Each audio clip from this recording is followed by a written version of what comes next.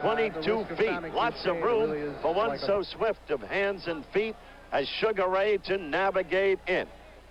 Sugar Ray with a much better upper body strength than he had in the Olympic Games. He came in at 142 3/4. Santore at 138 3/4. Sugar Ray, a full-fledged welterweight now, really. Scoring on a 5-point must system. No saving by the bell except at the 15th bell, 15th round. And that's not going to be the case tonight, so it'll be the final round, the 8th round.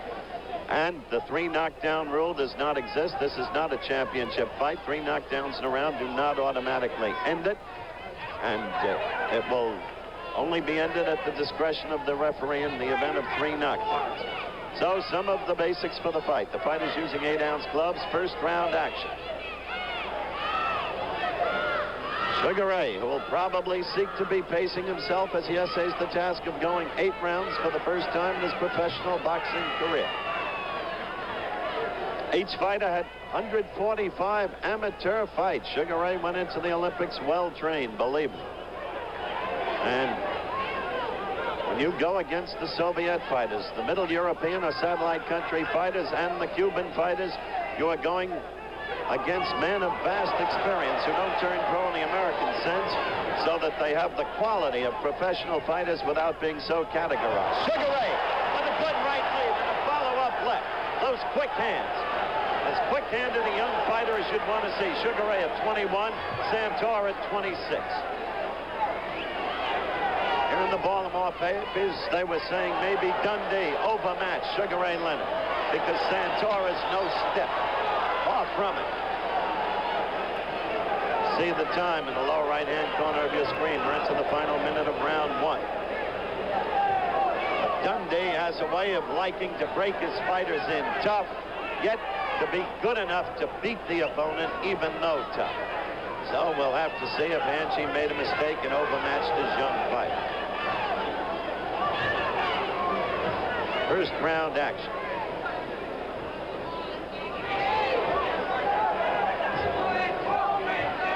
Santore not doing much in this round. The lead's being taken by Sugar Ray. Occasional counter-punching by Santore. So we're down to 20 seconds left in round 1.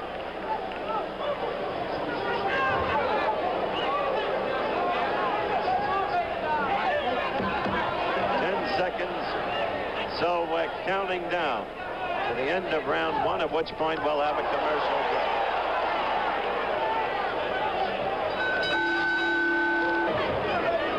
Round 2 just underway. Sugar Ray Leonard, the black fighter, the white fighter, Frank Santore. First round, perhaps a slight edge to Sugar Ray. Little action, each fighter feeling the other out, but Sugar Ray, the lead fighter, and Sugar Ray connecting with one good combination. Began with a right lead. The referee, incidentally, is Tom Kelly. The judges, Larry Barrett and Joey Bunsa, all duly licensed by the Maryland State Athletic Commission. Tom Kelly, a veteran referee in these parts. In Sugar Ray's corner, Angelo Dundee, the famed man behind Muhammad Ali. Davy Jacobs, longtime trainer of Sugar Ray, and Jinx Morton, the assistant trainer. Santore's corner, Dominic Polo. He's the trainer and cut man. Jackie Fletcher, assistant trainer, and Joey Polo, assistant trainer and manager. Sugar Ray with a short right as they broke.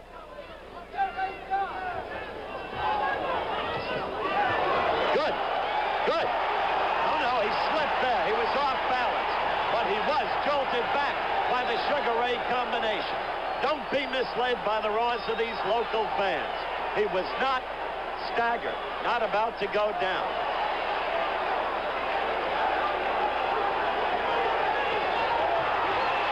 Sugar Ray fights and flurries with those quick hands.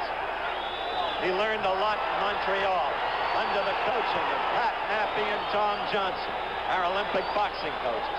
Learned a lot about lateral movement, how to use a ring. The result is, right now, he's not using the ring. He's got Santore in trouble. He scored repeatedly with combinations and again got in a good right. Another good right as Santore was back. A good left. Santore is in trouble. Sugar Ray is showing the kind of flash the kind of polish, the kind of know-how that he showed in the Maurice Richard Arena and in the Montreal Forum. That was no knockdown. No knockdown. Wait a minute. That's it. No knockdown. Tom Kelly called it right. Slowed the action for a moment. Kelly was off balance, in effect flung off his feet by the fury of Sugar Ray as we're counting down to the end of a truly impressive second round by Sugar Ray Leonard. 15 seconds left in the round. The crowd wants the kill, but Santore has been around. They may be expecting too much too soon. We're going to have to break for a commercial as this round closes down with Sugar Ray on the attack. They're rubbing down Frankie Santore in his corner. He came in a confident fighter because of his experience, but Sugar Ray really whipped him all over the ring in the second round. A tremendous performance from a 21-year-old against a man who's got the experience of Santore and against a man who knocked out Doc McClendon, who went the distance against Duran and against De Jesus. Sugar Ray picks up the action immediately here in the third round. Santore bobbing and weaving much of the time. Now Leonard's got to show that he's got boxing class, that he's got the polish to know how not to expose himself to an opponent he hurt in the second round. He's got to keep fighting his fight. Under the ministrations of Angelo Dundee, he figures to do just that.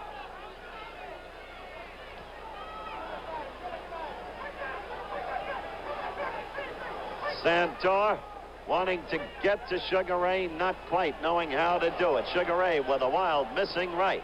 He's got to be careful about that from his point of view. Miss a right like that, you leave yourself vulnerable to the opponent. Santore must recapture himself. He survived the fury of Leonard in the second round.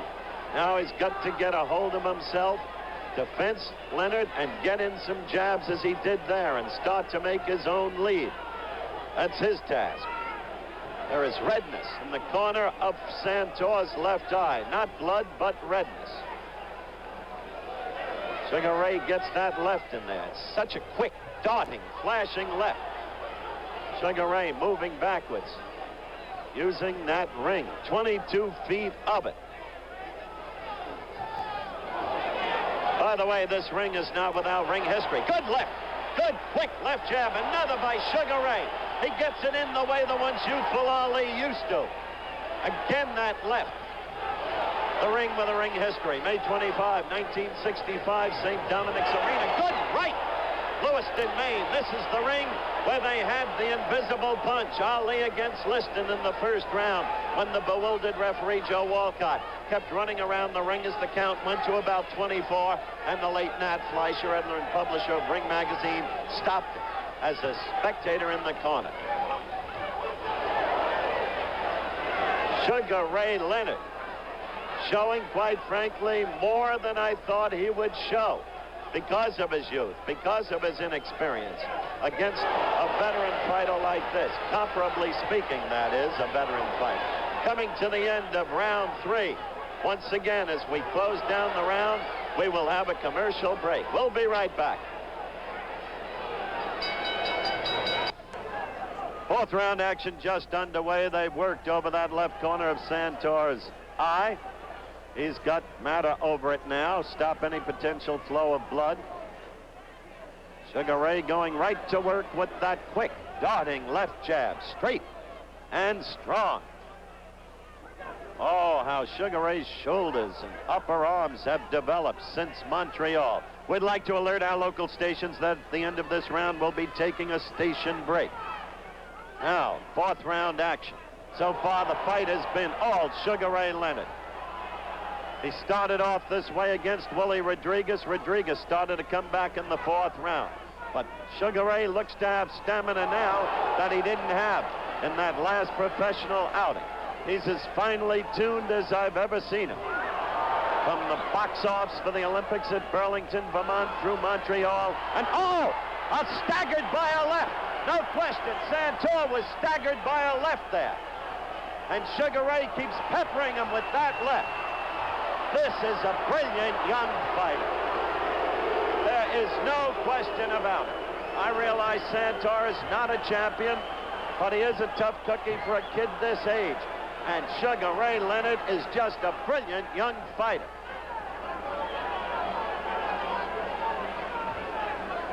One minute and a half left in this, the fourth round.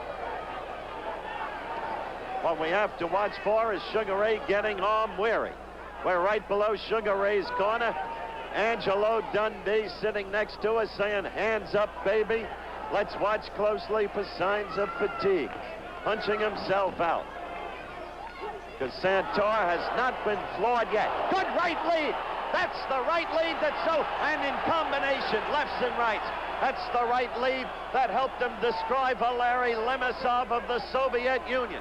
That's the right lead that did so much to Andres Aldama in the finals of the Olympics in the junior welterweight classification.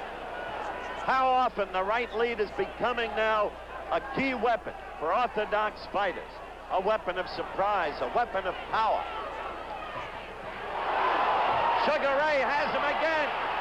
He wants to hold on. Santore is ready to go this time. Sugar Ray pummeling him, again, holding on. Down he goes. This is a knockdown, a mandatory 8 count.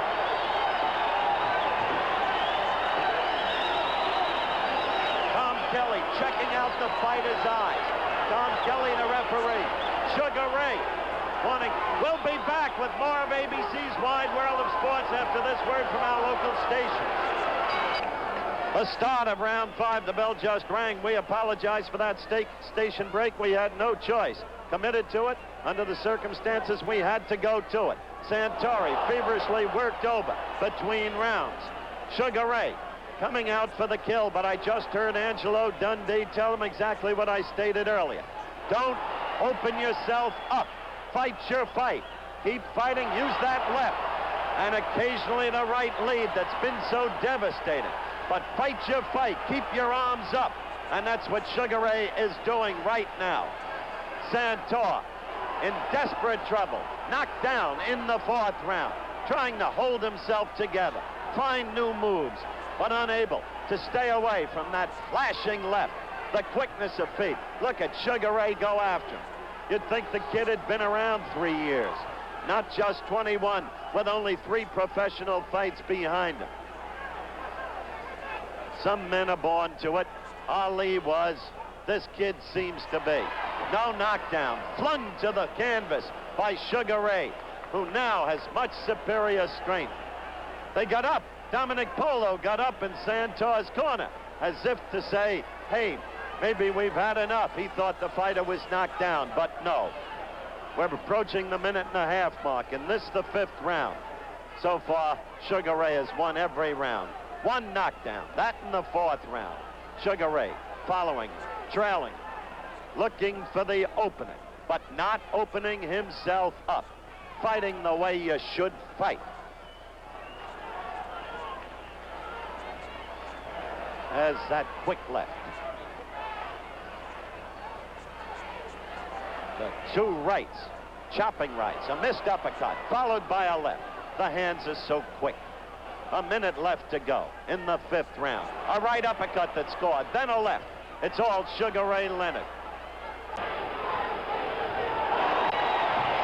Another knockdown from the right. Another knockdown from the right. Santore's in possession of himself, shaking his head. I don't think he dreamed that Sugar Ray Leonard could do this to him. Now Sugar Ray is just cleaning up on him. 30 seconds left to go in the 5th round. You see Sugar Ray with the shuffle. And Santore holding on at the knees. Off balance, ready to fall to the floor. Only courage keeping him up there. Down he goes. This time, maybe down for keeps. Sugar Ray motions to the neutral corner. Referee Tom Kelly resumes the count. It is over. Sugar Ray Leonard has knocked out Frank Santore. Angelo Dundee hugs him. Jubilation in Sugar Ray's face. This young man is arriving as a professional fighter. He has shown America this afternoon at a professional level what the latent skills were at the amateur level when he won the gold medal in the Olympics. We're going to have to break for a commercial, but as we follow Sugar Ray Leonard, we'll be right back in Baltimore. All right, we're at ringside. Here's little Sugar Ray Leonard, the little one, and here's the man who fought so brilliantly today, Sugar Ray Leonard. I honestly don't think when you went into this fight, you could pummel Santore. You thought you could pummel Santore the way you did. Well, Howard, you know, I always had power. Like in Montreal, I hit the Cubans, I hit the Polish. They were just in such well conditioned that they took the punishment. But I learned a great deal from this fight. Santore is a good, polished fighter, good seasoned fighter, and I'm waiting for the next fight.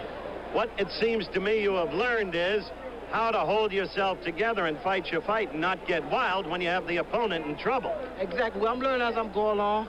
I feel that when you hurt a man, especially in professional boxing, you can't always underestimate the guy, thinking the guy's hurt.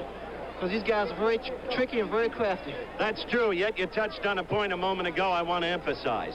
You found fellas like Valery Limasov and Andres Aldama as tough as you found any professional fighter so far, the men you fought in the Olympics. Exactly how I feel that these guys I fought in Montreal are really considered professional because they had all the experience necessary to get in the ring and go 6, 8, maybe 10 rounds. All right, now, Sugar Ray, I want you to take a look at that monitor as we show your first knockdown and your second knockdown. Here it is, call it. Well, Howard, I'm coming to the guy. I'm taking the fight to him. I hit him with a lot of body shots. You see, I hit him with the right hand, and he was gone there. But the guy was good. I admit that. He is good. Well, he's tough. I really, as I said, didn't think you could do that to him, especially that quickly, but you did it. Now the second knockdown. Okay, well, I'm just working my left jab. I'm throwing a lot of right hands, which I doubled up quite a few times on right hand. I didn't stay close to him because the guy was holding on a lot. Now, you discovered at Montreal the effectiveness of a strong right lead. A surprise on the one hand and power on the other. Well, the right hand is a good punch. It's a very surprising punch because normally fighters lead with the left hand. But the right hand is a very effective punch. You're being cuddled right now by your mother. And, of course, we met her up in Montreal. And, Mrs. Leonard, a great, great fight for so young a fighter as your son. Really. Thank you. Angelo, I wonder if you could lean in here for just a moment. I want your analysis. Angelo Dundee, hovering up on the ring apron. Angie, were you surprised by the excellence of Sugar Ray's performance today? It's coming, Howard, like I told you. Each fight has been a proving ground. This was a heck of a test tonight. I enjoyed it. The guy was grabbing him, keeping himself in there. Ray started moving away from him. Ray listens real good. He's a heck of a pro. You did caution him not to grow wild after he had Santore in trouble. I told him to set him up, feint him, make him move into position for the shot. Howard, Ray and I want to present these gloves to you because you've done so much for boxing, and that's sincere and honest. Well, thank you very much. Good luck to you next Thursday night with Muhammad Ali. But this kid in his weight classification looks like he's got the potential to be another one. Good luck to you. Oh, right. Now, back from the Baltimore Civic Center to Dave Giles in our studios in New York.